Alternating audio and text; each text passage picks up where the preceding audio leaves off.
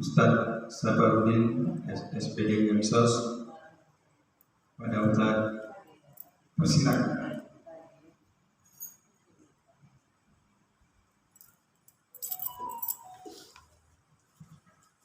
Bismillahirrahmanirrahim. Assalamualaikum warahmatullahi wabarakatuh.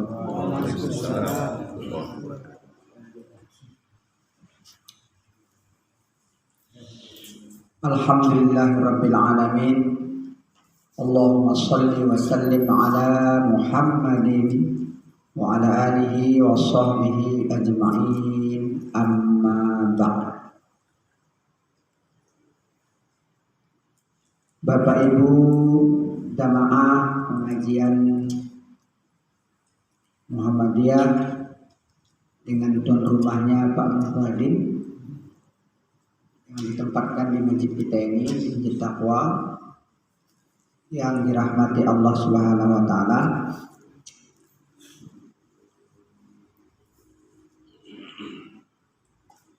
Dalam beramal ini kita harus ada kecerdasan, namanya cerdas dalam beramal. Cerdas dalam beramal ini maksudnya adalah bagaimana agar amal yang kita kerjakan itu pahalanya banyak dan berketerusan, berkesinambungan. Ya. Maka Bapak Ibu yang rahmati Allah, pada umumnya amal-amal yang kita lakukan itu, bila mana selesai kita melakukan amal tersebut, maka selesai pahalanya. Misal kita sholat, kita akhiri dengan sholat itu kan dimulai dengan takbiratul ihram, kemudian diakhiri dengan salam.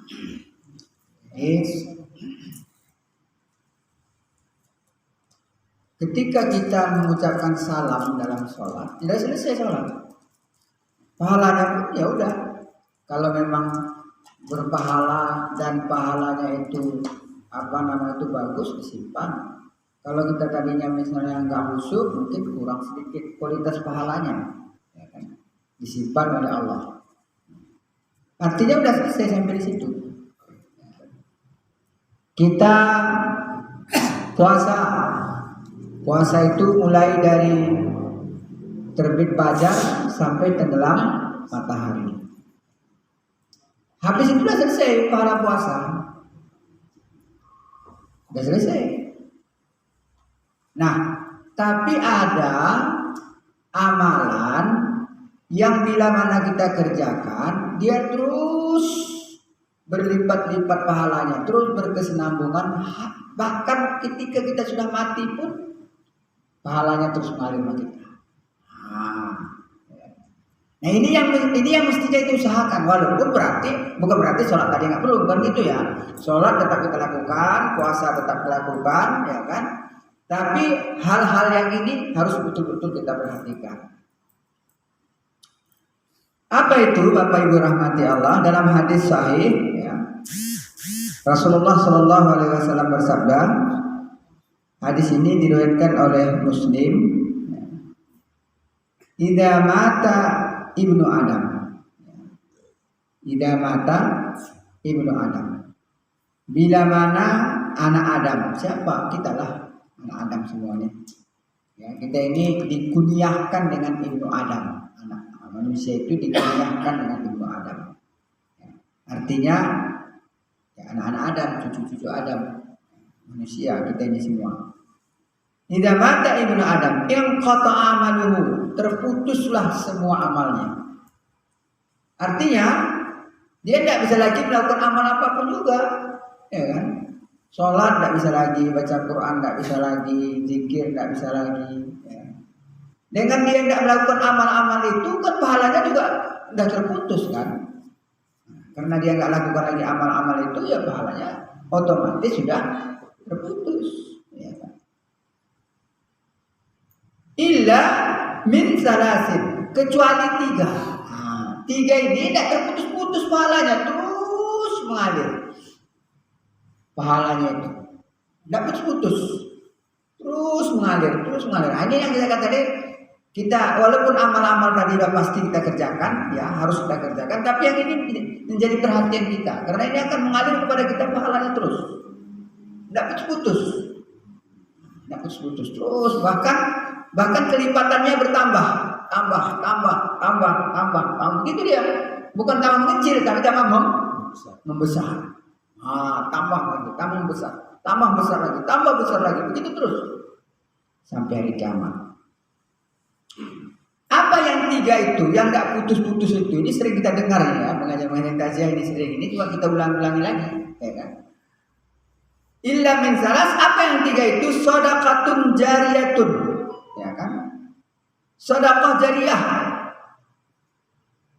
Ya, illa min salasatin sadaqatin jariyatin. Saya ulangi, tadi sadaqatun jariyatin salah baca.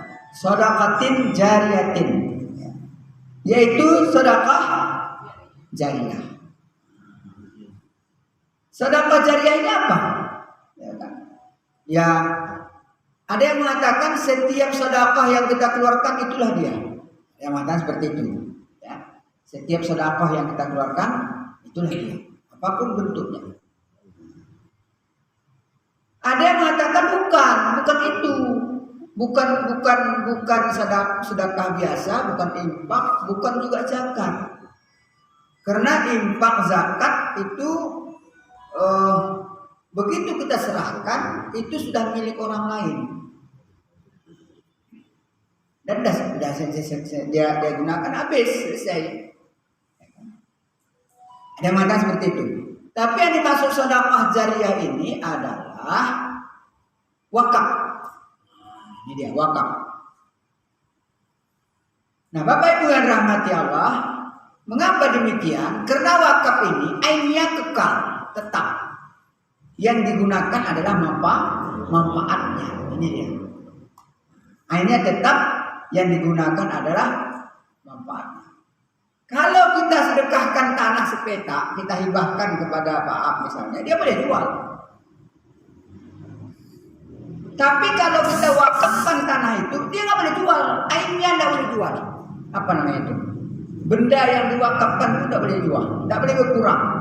Ya, nggak boleh berkurang. Tapi yang diambil itu adalah manfaatnya, terus dimanfaatkan. Selama dia terus dimanfaatkan, selama itu terus mengalir pahalanya kepada kita. Wakaf itu. Jadi ini yang dimaksud sedekah jariyah itu. Para ulama lebih sepakat mengatakan sedekah jariyah itu wakaf. Nah, dulu orang berwakaf itu ya biasanya tanah pekuburan. Ya. Jadi tanah pekuburan kalau sifatnya wakaf itu tidak boleh dikutip itu ya. Tidak boleh dikutip. Orang kuburkan sendiri wajib bayar, nggak boleh, karena itu wakaf. Itu dia. Tapi kalau tanah pekuburan itu dibeli oleh warga bersama-sama, itu boleh dikutip. Siapa meninggal sendiri bayar, boleh. Kenapa? Dulu orang sudah berkorban untuk membelinya. Tapi kalau misalnya tidak bayar, itu lebih bagus. Tapi kalau dia tetapkan putusan masyarakat itu bayar, orang yang dikuburkan itu bayar, itu boleh. Karena tanah itu dulu dibeli. Itu fasilitas kampung itu. Fasilitas umum tapi dibeli awalnya. Tapi kalau diwakafkan itu tidak boleh. Tidak boleh. Tidak boleh diminta untuk bayar, tidak boleh. Kecuali mungkin untuk perawatan, itu lain. Pak, biaya perawatan perkuburan ini sekian. Kalau Bapak terkubur di sini, maka dia bayar biaya apa namanya itu perawatan, itu boleh. Tapi kalau dia bayar dikubur di sini tidak boleh, karena itu wakaf. Dulu orang wakafnya itu seringnya ke kuburan gitu ya kan. Wakaf untuk masjid misalnya. Itu namanya wakaf tradisional seperti itu. Sekarang kalau kita berwakaf, tidak bagus kita bikin gitu. Kalau memang bukan itu tujuan kita, bagusnya wakaf itu kita buat ikrarnya adalah limaslahatil ummah, untuk kepentingan umat, apapun jadinya, sehingga bisa lebih lebih dinamis penggunaannya, bisa dinamis penggunaannya. Bahkan belakangan ini wakaf itu justru lebih dikembangkan dia, sehingga produktif, sehingga manfaatnya lebih terasa. Lebih terasa. Jadi kalau kita dengar ada wakaf haji buga di Mekah, Baitul Ash, ya kan? Itulah tanah, kemudian di atasnya itu dibangun hotel untuk para orang melaksanakan haji dan umroh. Nah, hasilnya itu dikembangkan. Itulah yang kemudian dibagikan kepada orang-orang Aceh yang berangkat ke sana. Itu sebagian itu, banyak lagi itu. Tentu ada perawatannya, ada sebagainya. Ada juga untuk mereka berikan kepada negara-negara lain, anak orang miskin tempat lain, sebagian untuk kita sebagai masyarakat yang dulu haji buka tadi ya. Yang tinggal di Aceh, orang Aceh. Itulah contohnya. Bahkan ada lagi tanah tempat wakafnya Utsman bin Affan. Sampai sekarang ada itu. Dan itu apa? Iya, sumur Utsman itu. Terus dikembangkan. Terus dipelihara dan dikembangkan dan bermanfaat. Nah, itu istilahnya sekarang dengan wakaf produktif. Wakaf produktif. Nah, sekarang kalau kita sekarang ini di Baitul Mal kita coba itu, sekarang sedang kita bangun Baitul Mal ruko dengan budget anggaran dua pintu 400 juta satu tingkat, memang di dekat rumah sakit sana, ya kan? Itu nanti apakah dikembangkan nanti terus, apakah itu nanti disewakan, kemudian hasil sewanya masuk lagi ke Baitul Mal, kemudian untuk diberikan lagi pada umat. Si pengelola nazir namanya, dia mendapatkan 10%. Jadi dia nazir itu yang nanti mengurus itu. Ya kan, dia yang menyewakan, dia yang mencari orang untuk menyewa di situ. Nanti dia dapat 10% dari sewa itu, sisanya diantar ke Baitul Mal kembali kepada umat.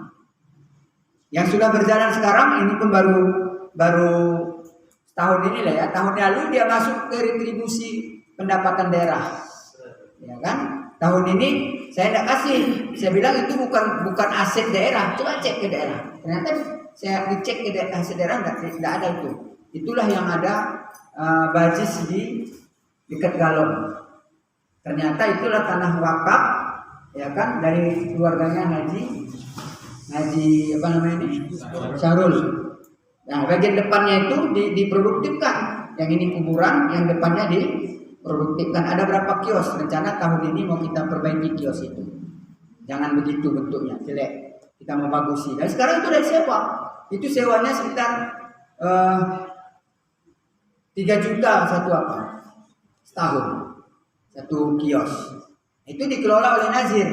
Nanti sewanya itu dimasukkan ke Baitul Mal, 10% tinggal kepada nazir sebagai pengelola. Itu satu contoh bagaimana wakaf produktif itu dikembangkan.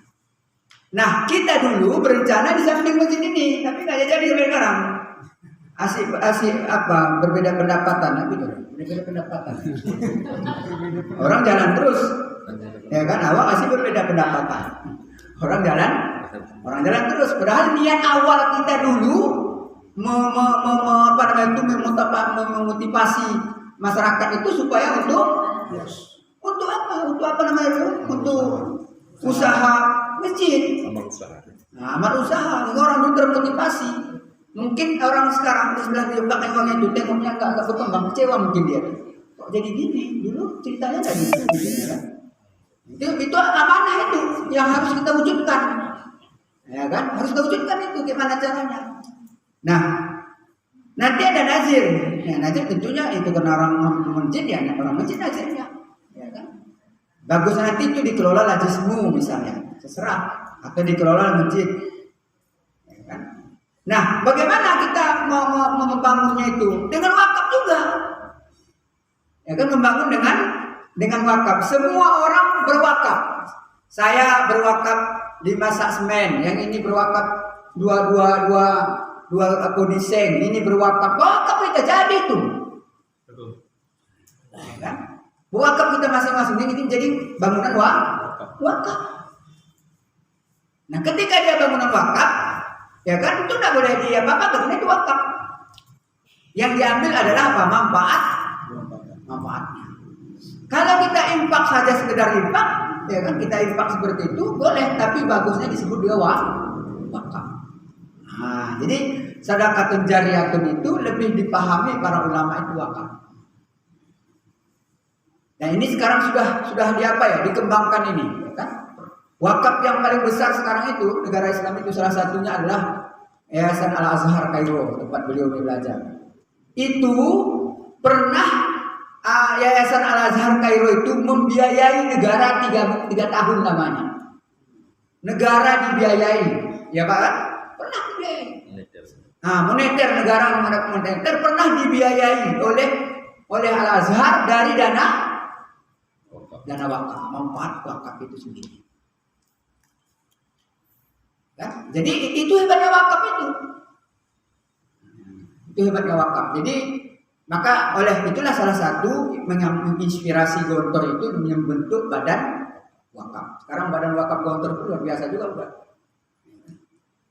Jadi Bapak Ibu yang dirahmati Allah, wakaf ini sekarang dikembangkan sedemikian rupa. Ada wakaf uang. Itu sebenarnya sudah apa ya? Sudah dikeluarkan fatwanya oleh MUI ya. Boleh wakaf uang.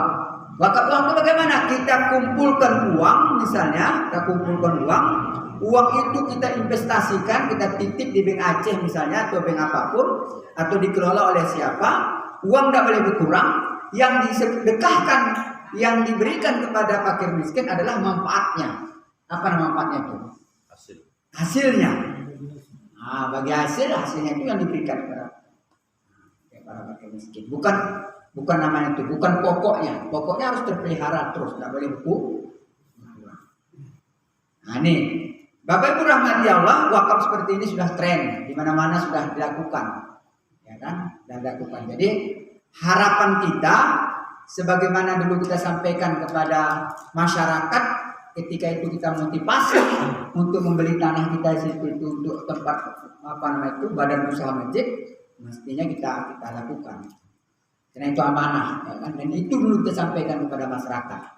Saya dulu ingat itu ketika pengajian zuhur itu saya bilang selalu itu untuk usaha masjid, bukan perluasan tanah masjid.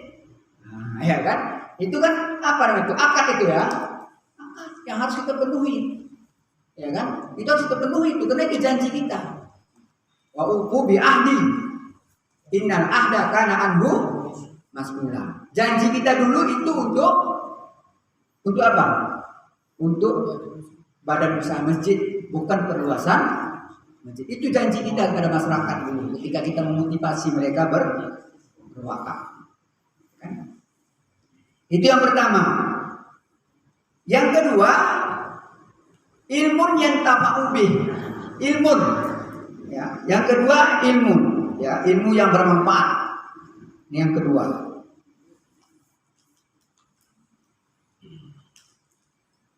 Au ilmin yang tafa'ubih. Ya, atau ilmu yang bermanfaat. Ilmu yang bermanfaat ini bukan hanya ilmu agama ya.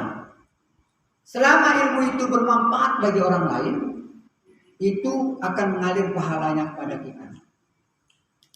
Ada kita punya keahlian bikin kue, ada kita lihat keluarga miskin, kita ajari dia bikin kue. Kemudian ibu keluarga miskin tadi akhirnya membuat kue tadi dititip kemana-mana, anaknya kuliah, anaknya sekolah habis, anaknya jadi ustadz, misalnya. Anaknya menjadi orang yang berguna, menjadi orang soleh, menjadi insinyur yang berguna, menjadi dokter yang berguna, menjadi dokter yang saleh, yang bermanfaat bagi orang lain. Itu ilmu dah itu. Ilmu. Jadi ilmu jangan kita pahami dengan ilmu agama saja, enggak. Semua ilmu yang bermanfaat. Bahkan sebenarnya yang memisah-misahkan ilmu ini, ilmu umum, ilmu agama, itu sekuler ya, penjajah memisahkan. Dalam Islam yang ada wahdatul ulum, kesatuan ilmu. Ilmu itu sebenarnya tidak dipisah, tidak dipisah, ya satu. Yang menjadi masalah manfaat atau tidak bermanfaat. Itu aja. Ilmu itu baik atau ilmu itu menuju kepada keburukan. Nah, itu aja sebenarnya. Jadi ilmu itu wahdatul ulum dia, satu dia. Enggak ada pisah, enggak ada dikotomi ilmu. Ini ilmu umum, itu enggak ada. Ilmu hisab ya kan, untuk mengetahui waktu-waktu sholat dan untuk mengetahui waktu duha, untuk mengetahui kapan gerhana. Itu ilmu apa itu? Ilmu hisab. Ilmu perhitungan itu kan mubalak. Bukan ilmu apa itu? Bukan ilmu wudu, fikih, bukan. Jadi ilmu itu untuk bisa membagi warisan pakai ilmu apa? Matematika. Tidak bisa. Ketika kita bisnis ada ilmu bisnis cara Islam. Ada diatur termasuk apa namanya itu? Kwitansi. Kwitansi itu adalah Al-Quran. Bila kamu mengadakan transaksi jangan lupa untuk dicatat kata Allah dalam surah Al-Baqarah. Ayat yang terpanjang itu adalah ayat bercerita tentang kwitansi. Ya kan? Jadi wahdatul ulum, ilmu itu pada hakikatnya satu. Kemudian belakangan oleh penjajah dipisah. Sehingga putra daerah apa namanya itu? Apa bukan putra daerah ya? Apa istilahnya? Orang pribumi belajar ilmu ini aja. Nah, sementara nanti mereka belajar ilmu ini. Akhirnya kita tertinggal terus. Ini yang diterobos oleh Ki Haji Ahmad Dahlan dulu. Ya, oleh Ki Haji Ahmad Dahlan dia nggak mau mendirikan pesantren. Nggak mau dia mengajar di sekolah umum Belanda itu, sudah mengajar. Karena dia melihat sudah dipisahkan ini, sehingga yang sana ini orang-orang yang sekolah-sekolah yang dibuat oleh Belanda ini yang telah akan mengurusi negara, ini yang jadi PNS, kan begitu dulu. Yang sekolah mulu, apalagi dulu sekolahnya itu, ya kan? Ini akan menjadi PNS yang akan mengurus negara. Sementara pesantren ini nanti yang menjadi tukang doa. Wah bahaya ini pikir Haji Ahmad Dahlan. Diterobosnya ke dalam. Dia mengajar ilmu agama di sekolah orang-orang Belanda. Awalnya orang Belanda nggak apa tuh, tapi akhirnya masuk juga dia. Diajarkan ilmu. Coba bayangkan kalau itu terpisah. Bahaya kan? Bahayalah orang apa namanya itu sekolah umum nggak belajar agama sama sekali. Dan dia yang akan menjadi pengurus negara ini, menjadi PNS, menjadi apa kan mereka nanti jadinya kan? Mereka. Sementara yang tadi itu ijazah tidak ada. Apalagi ada fatwa pula, tidak perlu ijazah, yang penting ilmunya. Nah, makin tertinggal itu terus. Ya kan? Yang ini yang menguasai. Apa jadinya? Oh, udah bahaya ini kata Ahmad Dahlan. Ahmad Dahlan tidak berpikir buat pesantren, dia terus berpikir masuk ke situ. Akhirnya dia untuk menyaingi sekolah-sekolah Belanda itu buatlah sekolah-sekolah yang sama dengan Belanda, juga sekolah yang mengajarkan agama, juga mengajarkan ilmu. Itulah yang terus menginspirasi. Ya, sehingga di luar ternyata begitu di Al-Azhar gitu. Al-Azhar itu bukan yang mengajarkan agama, tapi juga ada umumnya. Cuma untuk belajar gratis ke Al-Azhar, belajar agama, kalau belajar umum mahal, bayar Pak. Jadi kalau kita belajar Al-Azhar, belajar agama itu yang dimurahkan itu, yang ada beasiswa. Kalau belajar kedokteran di Al-Azhar ada. Bayar. Nggak ada beasiswa. Belajar teknologi, nggak bisa. Saintek, bayar Pak Al-Azhar. Jadi jangan kita bayangkan Al-Azhar itu mencetak ustadz saja. Biasanya dari Indonesia, ke Al-Azhar itu dapat beasiswa untuk belajar agama. Tapi Al-Azhar itu bukanlah mengajarkan agama saja, tapi situ ada saintek.